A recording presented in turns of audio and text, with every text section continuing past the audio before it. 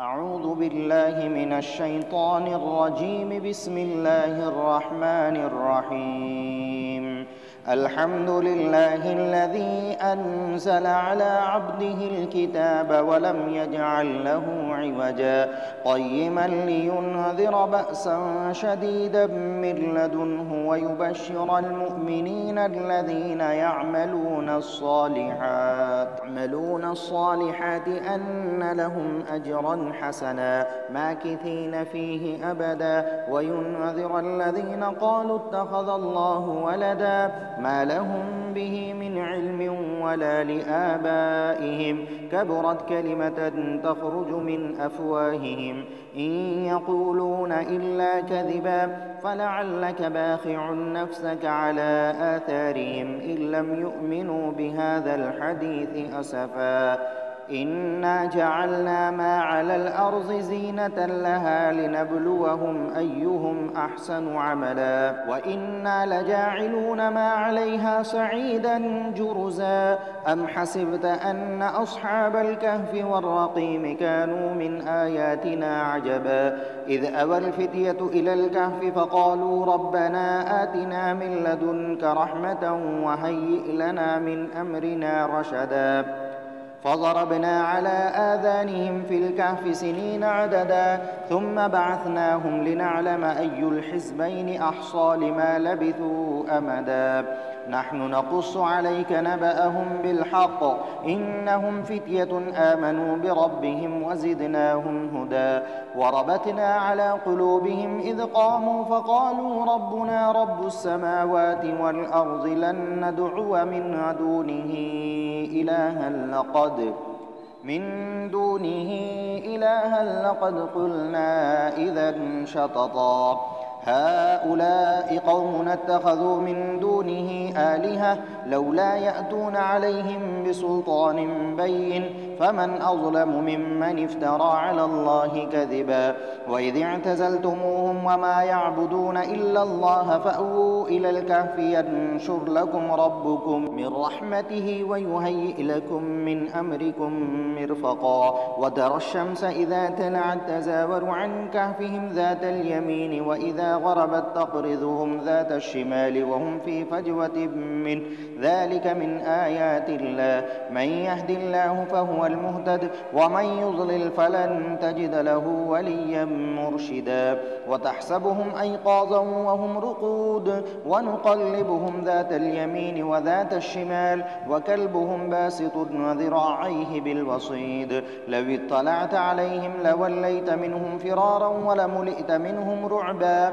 وكذلك بعثناهم ليتساءلوا بينهم قال قائل منهم كم لبثتم قالوا لبثنا يوما أو بعض يوم قالوا ربكم أعلم بما لبثتم فابعثوا أحدكم بورقكم هذه إلى المدينة فلينظر أيها أزكى طعاما فليأتكم برزق منه وليتلطف ولا يشعرن بكم أحدا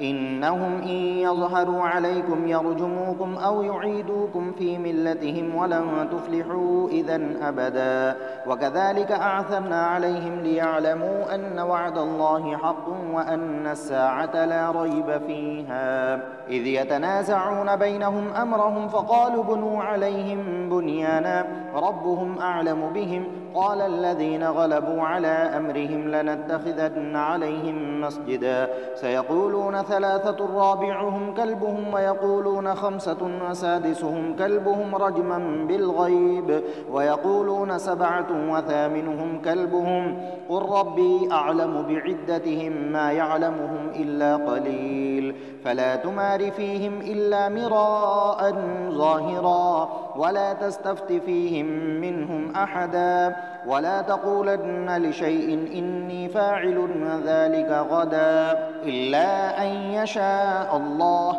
واذكر ربك إذا نسيت وقل عسى أن يهديني ربي لأقرب من هذا رشدا ولبثوا في كهفهم 300 سنين وازدادوا 9 قل الله أعلم بما لبثوا له غيب السماوات والأرض أبصر به وأسمع ما لهم من دونه من ولي ولا يشرك نشرك في حكمه أحدا واتل ما أوحي إليك من كتاب ربك لا مبدل لكلماته ولن تجد من دونه ملتحدا واصبر نفسك مع الذين يدعون ربهم بالغداة والعشي يريدون وجهه ولا تعد عيناك عنهم تريد زينة الحياة الدنيا ولا تطع من أغفلنا قلبه عن ذكرنا واتبع هواه وكان أمره فرطا وقل الحق من ربكم فمن شاء فليؤمن ومن شاء فليكفر إنا أعتدنا للظالمين نارا أحاط بهم سرادقها وإن يستغيثوا يغاثوا بماء وكالمهل يشفي الوجوه بئس الشراب وساءت مرتفقا إن الذين آمنوا وعملوا الصالحات إنا لا نضيع أجر من أحسن عملا أولئك لهم جنات عدن تجري من تحتهم الأنهار يحلون فيها من أساور من ذهب ويلبسون ثيابا خضرا من سندس واستبرق متكئين فيها على الأرائك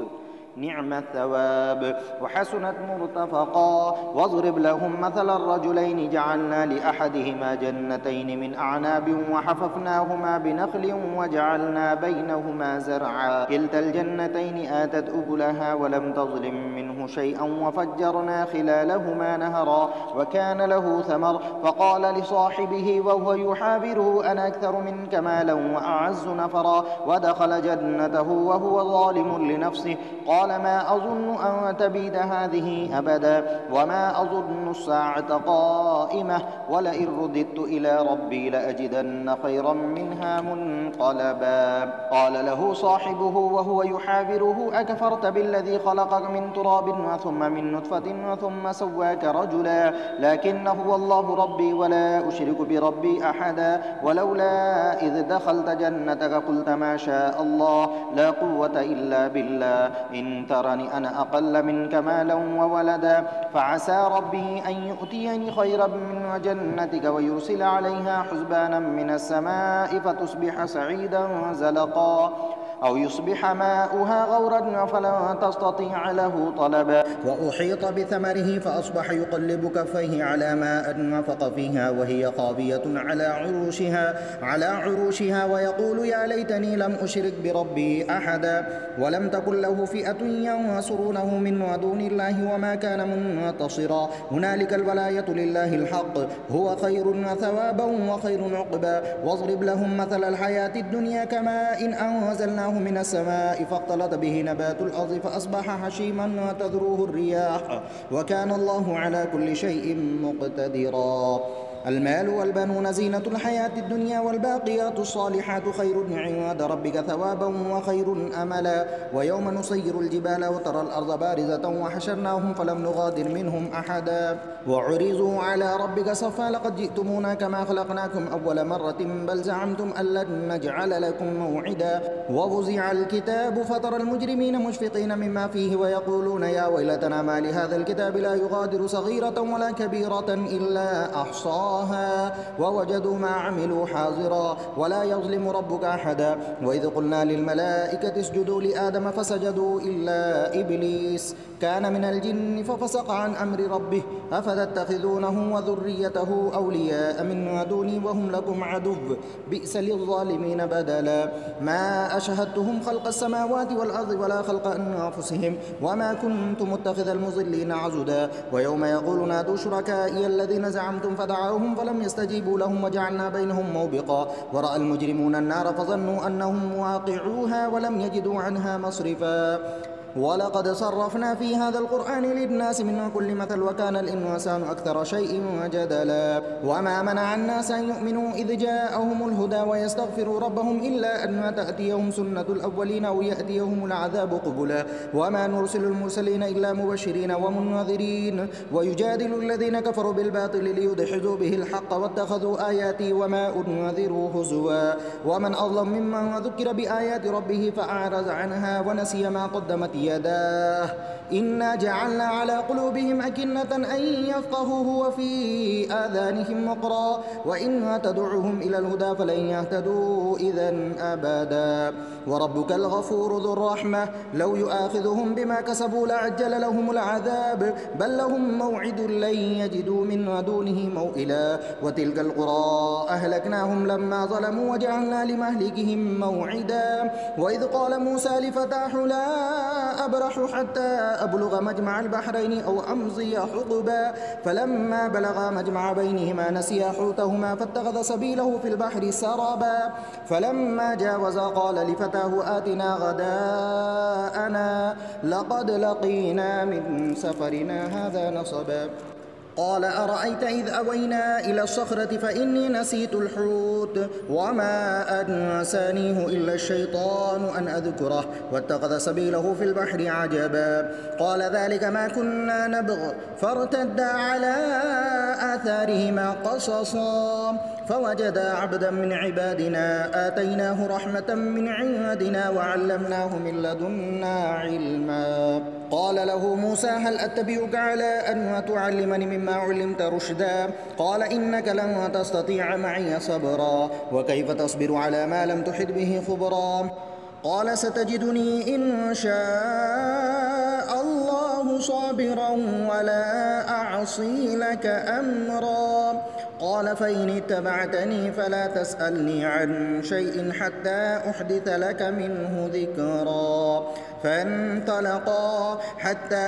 إذا ركبا في السفينة خرقها قال أخرقتها لتغرق أهلها لقد جئت شيئا إمرا قال ألم أقل إنك لن تستطيع معي صبرا قال لا تؤاخذني بما نسيت ولا ترهقني من أمري عسرا فانطلقا حتى إذا لقيا غلاما فقتله قال أقتلت نفسا زكية بغير نفس لقد جئت شيئا نكرا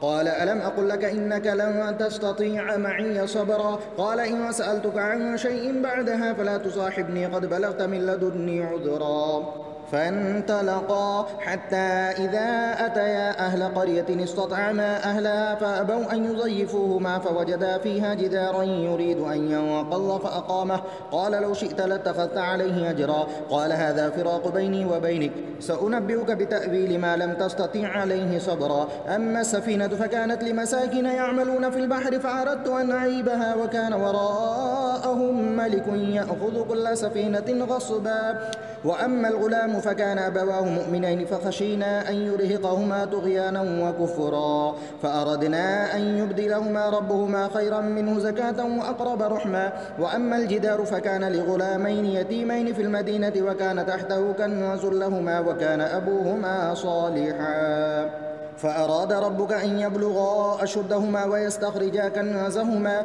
رحمة من ربك وما فعلته عن أمري ذلك تأويل ما لم تستطع عليه صبرا ويسألونك عن ذي القرنين قل سأتلو عليكم منه ذكرا إنا مكنا له في الأرض وآتيناه من كل شيء سببا فأتبع سببا حتى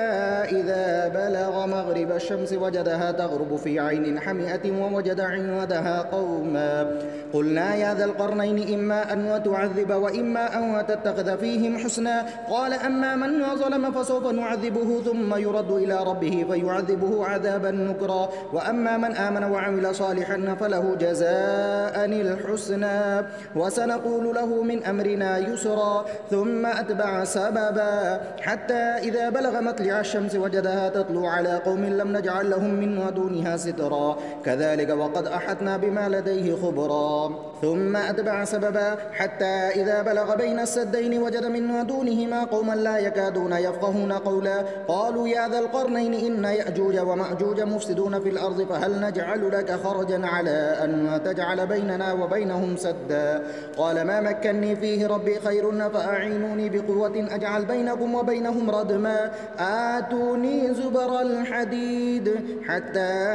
إذا ساوى بين الصدفين فقال انفقوا حتى إذا جعله نارا قال آتوني أفرغ عليه قطرا فما استطاعوا أن يظهروه وما استطاعوا له نقبا قال هذا رحمة من ربي فإذا جاء وعد ربي جعله دكاء وكان وعد ربي حقا وتركنا بعضهم يومئذ يموج في بعض ونفخ في الصور فجمعناهم جمعا وعرضنا جهنم يومئذ للكافرين عرضا الذين كانت أعينهم في غطاء عن ذكري وكانوا لا يستطيعون سمعا أفحسب الذين كفروا أن يتخذوا عبادي من دوني أولياء إنا أعتدنا جهنم للكافرين نزلا قل هل ننبئكم بالأخسرين أعمالا الذين ضل سعيهم في الحياة الدنيا وهم يحسبون أنهم يحسنون صنعا أولئك الذين كفروا بآيات ربهم ولقائه فحبطت أعمالهم فلا نقيم لهم يوم القيامة وزنا ذلك جزاؤهم جهنم بما كفروا واتخذوا آياتي ورسلي هزوا إن الذين آمنوا وعملوا الصالحات كانت لهم جنات الفردوس نزلا خالدين فيها لا يبغون عنها حولا قل لو كان البحر مدادا لكلمات ربي لنفد البحر قبل أن تنفد كلمات ربي ولو جئنا بمثله مددا قل إنما أنا بشر مثلكم يوحى إلي أنما إلهكم إله واحد فمن كان يرجو لقاء ربه فليعمل عملا صالحا ولا يشرك بعبادة ربه أحدا صدق الله العظيم.